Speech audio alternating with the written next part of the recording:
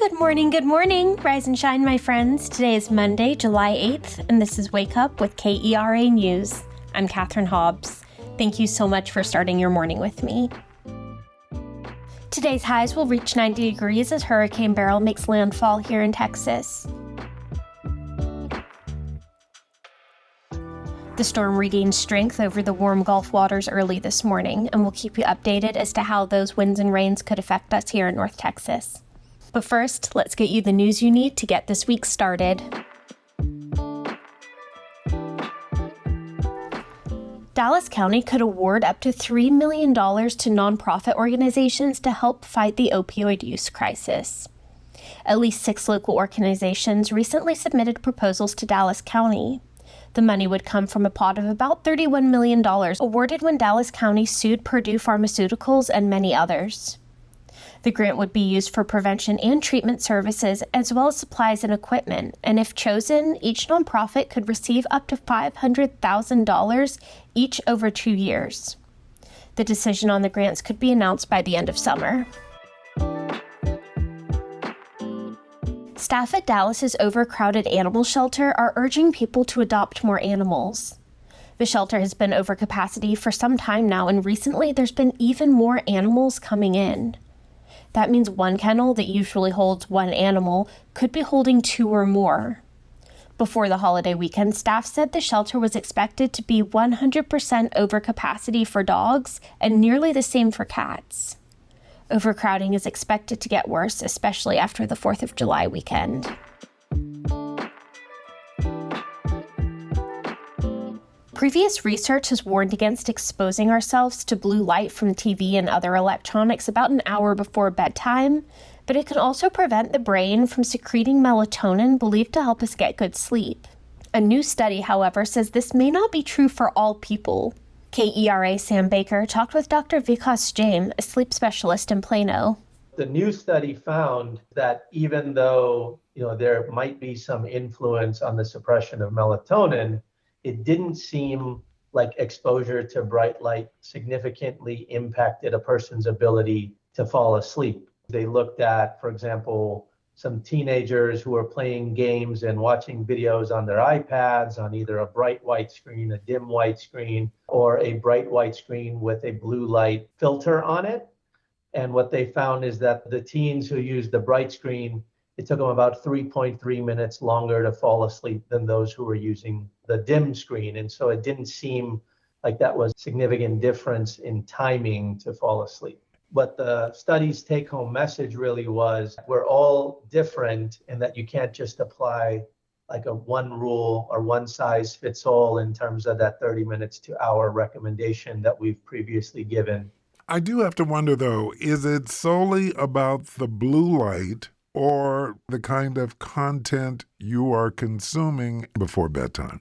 That was one of the things that the article was discussing. If you're watching sort of passive content, that could be very different than watching very engaging content because there might be a heightened sense of arousal depending on the content that's being viewed.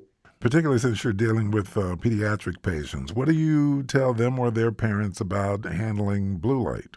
The first thing I generally recommend is just making sure that we're giving ourselves the opportunity to get enough sleep at night. Because if you don't even do that first step, a lot of the other things may not even be as helpful. So making sure that we have some rules around bedtime, rules surrounding technology use around bedtime. I do think it's still helpful to, try to minimize exposure to bright light, especially blue light in the evening. But if you find that it's a way to wind down, or it might be a way to help that child kind of reduce their anxiety in the evening or around bedtime, then it could still potentially be a helpful tool. We just need to make sure that when we use that tool, we're also tracking the impact both ways. So the other helpful hint for parents is, whether you choose to continue to use blue light or eliminate it, I would potentially consider like a 2-week period with each and see how your child does. Does it seem to have an influence one way or the other, or no influence at all, because that might help you decide if it's something you want to continue to incorporate into your child's bedtime routine. The best thing is really just experiment at home and see what works best for you. In general, a concept that I try to teach a lot of my patients is that we never want to teach our brain how to be awake in bed.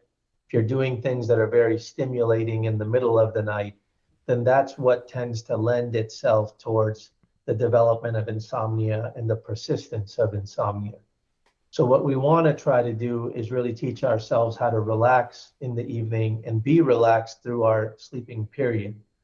So again, I'm not opposed to the use of watching TV at night, but I usually recommend to my patients to not do that in bed. Go somewhere else so that we're, again, not teaching our brains how to be awake in bed. That was KERA's Sam Baker. FC Dallas lost to Kansas City 3-2 this weekend, but some good news for hockey fans at least. The season might be wrapped, but the Stars are already looking ahead to next season. They've released the upcoming schedule with a season opener of Tuesday, October 10th against the Nashville Predators at the Bridgestone Arena. The home opener will be Saturday, October 12th against the New York Islanders. Well, 4 volunteers have emerged after spending 378 days living in a 1,700 square foot space created by NASA to simulate the environment on Mars. This mission was the first of 3 NASA plans to use to see how humans would respond to the conditions and challenges of living on Mars. They hope to send astronauts there as soon as 2030. If you're looking for a post-holiday pick-me-up, add Poodles, Postman, and Pastrami to your calendar. The comedy runs until July 15th at the Core Theater in Richardson, and for more going on across the Metroplex, you can always check out kera.org/calendar. Thank you so much for starting your day with me today. I am so glad you take a few minutes to listen each morning. Be sure to subscribe to the Wake Up with KERA newsletter, also by yours truly, at keranews.org, and give us a follow on Instagram and Threads at KERATX. I'm Katherine Hobbs. We'll chat again tomorrow.